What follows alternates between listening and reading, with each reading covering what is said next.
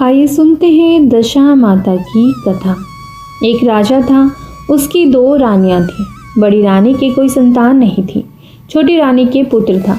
राजा छोटी रानी और राजकुमार को बहुत प्यार करता था। बड़ी रानी छोटी रानी से ईर्ष्या करने लगी। बड़ी रानी राजकुमार के प्राण हर लेना चाहती थी। एक दिन राजकुमार खेलता खेलता बड़ी रानी के चौक में चला गया। बड़ी रानी ने राजकुमार के गले में एक काला सांप डाल दिया। छोटी रानी दशा माता का व्रत करती थी। राजकुमार दशा माता का ही दिया हुआ था। दशा माता की कृपा से राजकुमार के गले में सांप बिना नुकसान पहुंचाए ही चला गया। दूसरे दिन बड़ी रानी ने लड्डुओं में जहर मिलाकर राजकुमार को खाने के लिए दिए। राजकुमार जैसे ही लड्डू खाने लगा तो दशा माता एक दासी का रूप धारण कर आई और राजकुमार के हाथ से लड्डू छीन लिए। बड़ी रानी का यह वार भी खाली गया। रानी को बड़ी चिंता हुई कि किसी भी तरह से राजकुमार को मारना है। तीसरे दिन जब राजकुमार फिर बड़ी रानी के आंगन में खेलने गया तो रानी ने उसे पकड़कर गहरे कुएं में धकेल दिया। क्योंकि कुआं बड़ी रानी के आंगन में बना था, इसीलिए किसी को भी पता नहीं चला कि राजकुमार कहाँ गया। लेकिन जैसे ही बड़ी रानी ने राजकुमार को कुएं में धकेला तो दशा माता ने उसे बीच में ही रोक लिया। इधर दोपहर हो जाने पर राजकुमार के ना लौटने पर राजा और छोटी रानी को चिंता सताने लगी। दशा माता को भी इस बात की चिंता हुई राजकुमार को उसके माता पिता के पास किस प्रकार पहुंचाया जाए। राजकुमार को तलाश करने वाले कर्मचारी निराश होकर बैठ गए। राजा और छोटी रानी पुत्र शोक में रोने लगे। तब दशा माता ने भिखारी का रूप धारण किया और राजकुमार को गले से लगाकर राजद्वार पर पहुंची। वह राजकुमार को एक वस्त्र में छिपाए हुए भिक्षा मांगने लगी। सिपाहियों ने उसे धुतकार कर कहा, तुझे भिक्षा की पड़ी है और यह राजकुमार खो गया है। सारे लोग दुख और चिंता से व्याकुल हो रहे हैं। इस पर दशा माता बोली, भाइयों, पुण्य का प्रभाव बड़ा ही विचित्र होता है। यदि मुझे भिक्षा मिल जाए तो संभव है कि खोया हुआ राजकुमार तुम लोगों को मिल जाए। यह कहकर वह देहरी पर पैर रखने लगी। सिपाहियों ने उन्हें आगे बढ़ने से रोका। उसी समय दशा माता ने बालक का पैर वस्त्र से बाहर कर दिया। सिपाहियों ने समझा कि कुंवर उसके हाथों में है, इसीलिए उसे अंदर जाने दिया। दशा माता कुंवर को लिए हुए भीतर चली गई। उसने राजकुमार को चौक में छोड़ दिया और वापस चली गई। परंतु रानी ने दशा माता रूपी भिखारिन को देख लिया था। उसने कहा कि खड़ी रहो, और कौन हो तुम? तुमने 3 दिन मेरे बेटे को छिपा कर रखा था। तुमने ऐसा क्यों किया? तुम्हें मेरे इस प्रश्न का उत्तर देना होगा। दशा माता उसी समय ठहर गई। उन्होंने बताया कि मैं तुम्हारे पुत्र की चोरी करने वाली नहीं हूँ। मैं तो तुम्हारी आराध्य देवी दशा माता हूँ। मैं तुम्हें सचेत करने आई हूँ कि बड़ी रानी तुमसे ईर्ष्या रखती है। वह तुम्हारे पुत्र के प्राण हर लेना चाहती है। एक बार उसने तुम्हारे पुत्र के गले में काला सांप डाला था, जिसे मैंने भगाया। दूसरी बार उसने इसे विष के लड्डू खाने को दिए, जिन्हें मैंने उसके हाथों से छीन लिया था। इस बार उसने तुम्हारे उस राजकुमार को अपने आंगन के कुएं में धकेल दिया था और मैंने इसे बीच में ही रोककर रक्षा की है। इस समय में भिखारिन के वेश में तुम्हें सचेत करने आई हूँ। यह सुनकर छोटी रानी दशा माता के पैरों में गिरकर क्षमा मांगने लगी। छोटी रानी विनीत भाव से बोली, जैसी कृपा आपने मुझ पर दर्शन देकर की है, मैं चाहती हूँ कि आप सदैव इस महल में निवास करें। मुझसे जो सेवा पूजा होगी मैं करूँगी। इस पर दशा माता बोली कि मैं किसी घर में नहीं रहती। जो श्रद्धा पूर्वक मेरा ध्यान स्मरण करता है, मैं उसी के हृदय में निवास करती हूँ। मैंने तुम्हें साक्षात दर्शन दिए हैं, इसीलिए तुम सुहागिनों को बुलाकर उन्हें यथाविधि आदर सत्कार के साथ भोजन कराओ और नगर में ढिंडोरा पिटवा दो कि सभी लोग मेरा डोरा ले और व्रत करें। इतना कहकर दशा माता अंतर्ध्यान हो गई। रानी ने अपने राज्य की सौभाग्यवती स्त्रियों को निमंत्रण देकर बुलाया और उपटन से लेकर शिरोभूषण श्रृंगार कर उनकी यथाविधि सेवा कर भोजन करवाया और दक्षिणा में गहने आदि देकर विदा किया। रानी ने अपने राज्य में ढिंडोरा पिटवा दिया कि अब से सब लोग दशा माता का डोरा लिया करें। प्रेम से बोलिए, दशा माता की जय। माता रानी सभी पर अपनी कृपा बनाए रखे। आइए सुनते हैं दशा माता की दूसरी कथा। दूसरी कथा आरंभ। एक घर में सास बहू रहती थी। बहू का पति प्रदेश में गया था। एक दिन सास ने बहू से गांव में से आग लाकर भोजन पकाने को कहा। बहू गांव में आग लाने गई, पर किसी ने भी उसे आग नहीं दी और सभी ने कहा कि जब तक दशा माता की पूजा नहीं हो जाती तब तक आग नहीं मिलेगी। बेचारी बहू खाली हाथ घर लौट आई। उसने सास को बताया कि गांव भर में आज दशा माता की पूजा है, इसीलिए कोई आग नहीं दे रहा है। शाम हो जाने पर सास आग लेने गांव में गई तो स्त्रियों ने उसे आराम से बिठाया और कहा कि सुबह तुम्हारी बहू आग लेने आई थी, परंतु हमारे यहाँ पूजा नहीं हुई थी, इसीलिए आग नहीं दे सकी। सास आग लेकर अपने घर पहुंची ही थी कि एक आदमी बछड़ा लिए आया और उसके पीछे एक गाय थी। स्त्री ने उससे पूछा कि ये गाय का पहला बच्चा है क्या? आदमी ने उत्तर दिया हाँ। उसने फिर पूछा कि बछड़ा है या बछिया? उसने जवाब दिया कि बछड़ा है। सास ने घर जाकर बहू से कहा, आओ हम दोनों भी दशा माता का डोरा ले और व्रत करें। दोनों सास बहू ने डोरा लिया। सवेरे से व्रत आरंभ किया। 9 व्रत पूरे हो जाने पर 10वें दिन डोरे की पूजा की। सास बहू दोनों ने मिलकर गोल गोल 10 पेड़े बनाए। 21वां पेड़ा बड़ा पेड़ा गाय को दिया। पूजन समाप्त होने पर सास बहू दोनों पारण करने बैठी। उसी समय बुढ़िया के बेटे ने परदेश से लौटकर दरवाजे पर आवाज लगाई। आवाज सुनकर माँ ने मन में सोचा कि क्या हुआ, थोड़ी देर बेटा दरवाजे पर ही खड़ा रह जाएगा, मैं पारण करने के बाद ही दरवाजा खोलूंगी। इधर बहू ने आवाज सुनी तो उसे रुकने का साहस नहीं हुआ। अपनी थाली का अन्न इधर उधर करके झट से पानी पीकर उठ खड़ी हुई। उसने जाकर दरवाजा खोला। पति ने उससे पूछा कि अम्मा कहाँ हैं? बहू ने उत्तर दिया कि वह तो अभी पारण कर रही है। तब पति बोला, मैं तुम्हारे हाथ का जल भी नहीं पीऊंगा, क्योंकि मैं 12 बरस से घर नहीं आया था। पता नहीं तुम किस प्रकार से रह रही होगी। अम्मा आएगी, वह जल लाएगी, तभी जल पीऊंगा। यह सुनकर स्त्री चुपचाप बैठ गई। इतने में उसकी अम्मा पारण कर अपनी थाली धोकर पी चुकी थी। तब वह लड़के के पास गई। लड़के ने माँ के पैर छुए।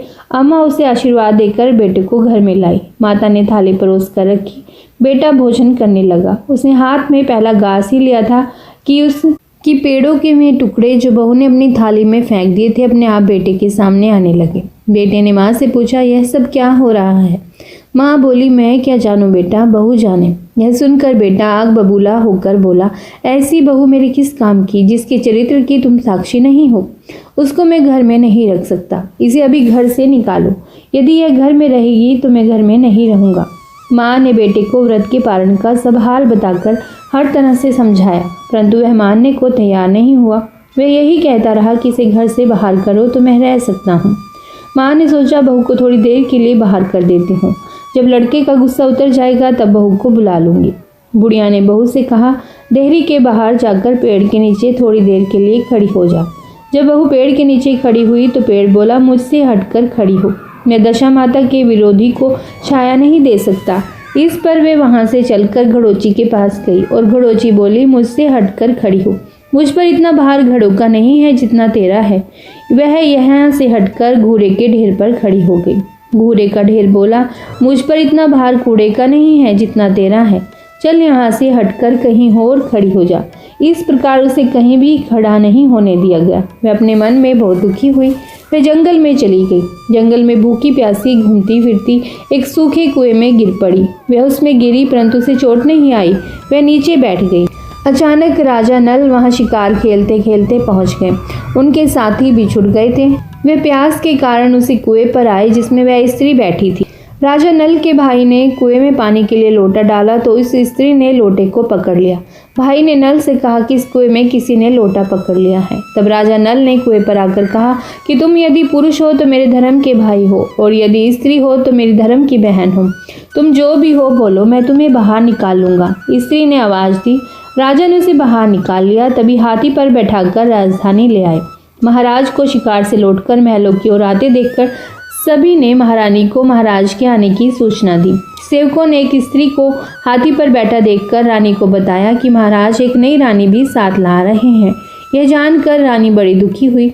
इतने में महाराज भी वहां पहुंचे। रानी ने हाथ जोड़कर विनती की, महाराज मुझसे ऐसी क्या गलती हो गई जो मेरे रहते आपने दूसरा विवाह कर लिया। राजा नल ने हंसकर उत्तर दिया, वह तुम्हारी सोत नहीं ननद है, मेरी धर्म की बहन है।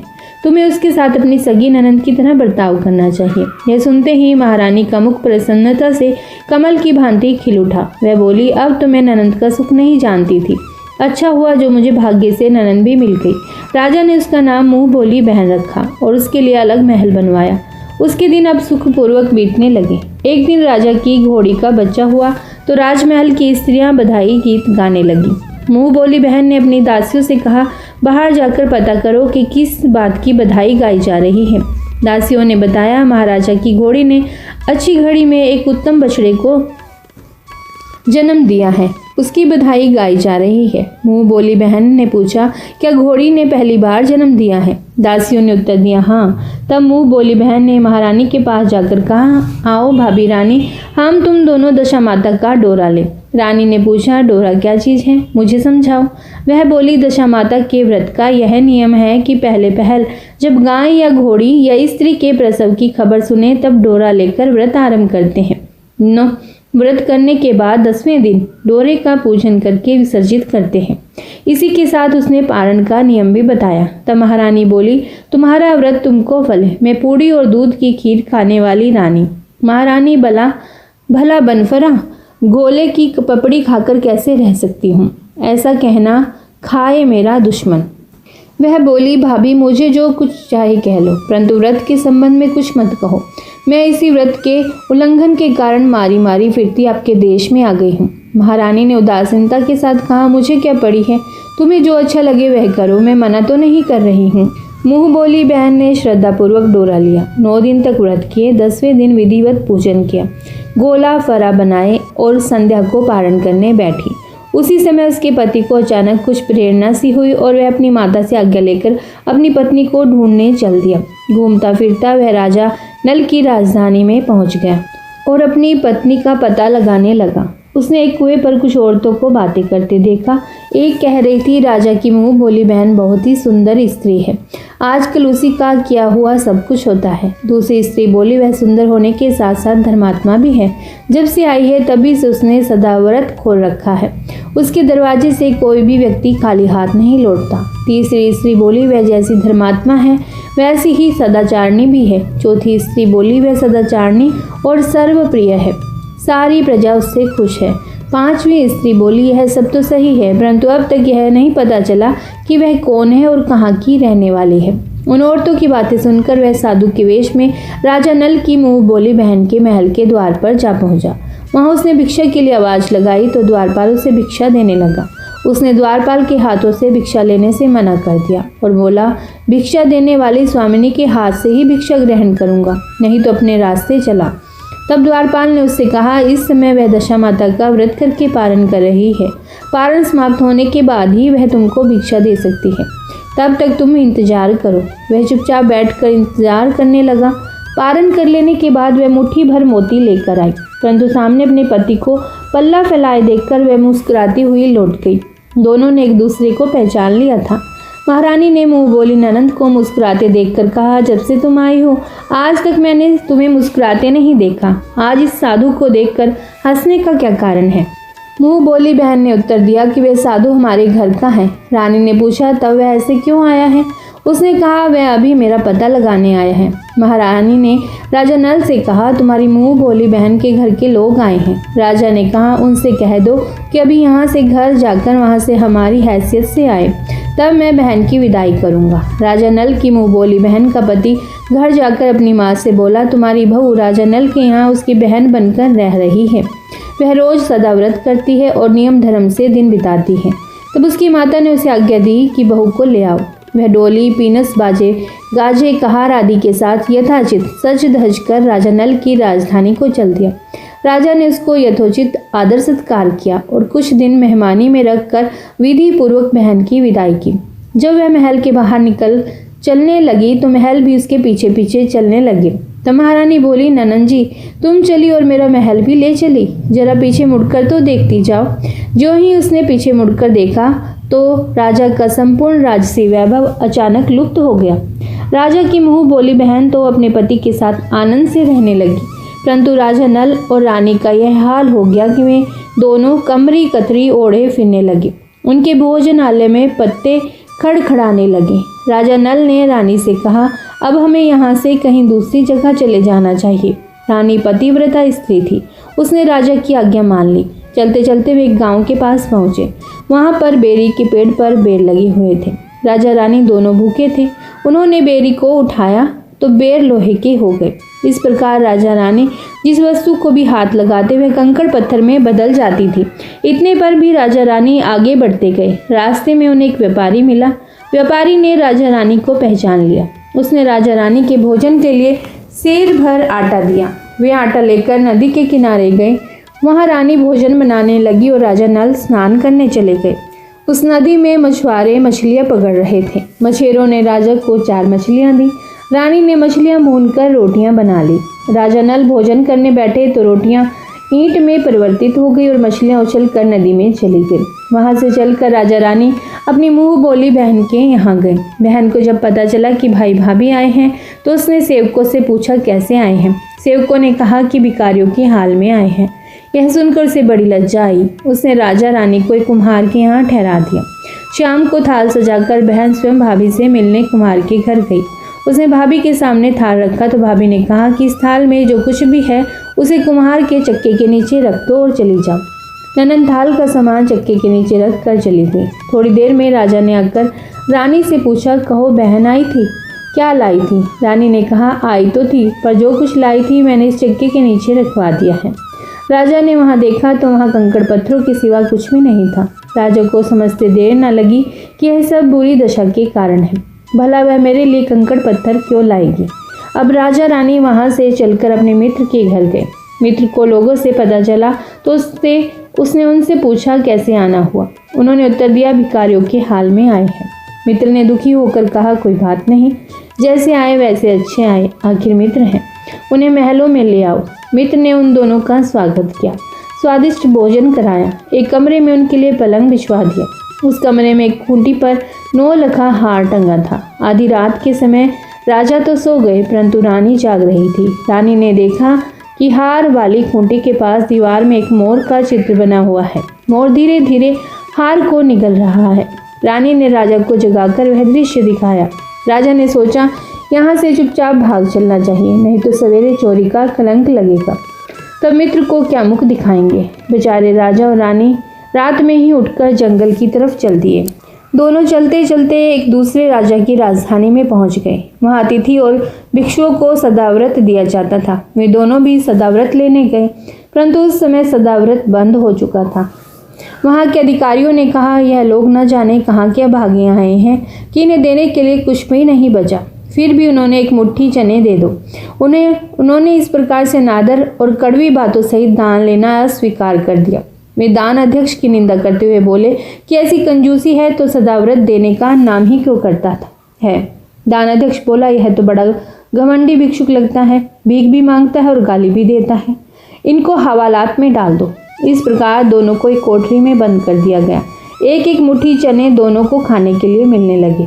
जिस कोठरी में राजा रानी बंद किए गए थे उसी के पास आम रास्ता भी था। एक जमादारनी राजा की घुड़साल साफ कर उसी रास्ते से निकला करती थी। एक दिन वह बहुत देर से निकली। रानी उससे पूछने लगी कि आज तुम्हें इतनी देर कैसे हो गई। वह बोली कि आज राजा की घोड़ी के बछड़ा हुआ था, उसकी टहल में देर हो गई। रानी ने पूछा कि घोड़ी का पहला प्रसव है क्या? जमादारनी ने बताया, पहली बार। रानी ने फिर पूछा, बछड़ा हुआ है या बछेड़ी? जमादारनी ने बताया कि बहुत अच्छा बछेड़ा हुआ है। यह सुनकर रानी ने राजा से कहा, एक बार मैंने तुम्हारी मुंह बोली बहन के डोरे का अनादर किया था, उसी दिन से हमारी दशा बदल गई। मैं आज दशा माता का डोरा लेना चाहती हूँ। राजा ने कहा, परंतु यह पूजा की सामग्री कहाँ से आएगी? उसके नियम धर्म का पालन कैसे होगा? रानी ने उत्तर दिया, दशा माता ही सब कुछ करेंगी। मैं तो उन्हीं का नाम लेकर डोरा लेती हूँ, फिर जो होगा देखा जाएगा। रानी ने तो तार राजा की पगड़ी से और एक तार अपने आंचल का लेकर अपना डोरा तैयार किया और उसे समय से व्रत करने लगी। थोड़ी देर में ही वहां का राजा अपनी घोड़ी को देखने के लिए उसी रास्ते से निकला।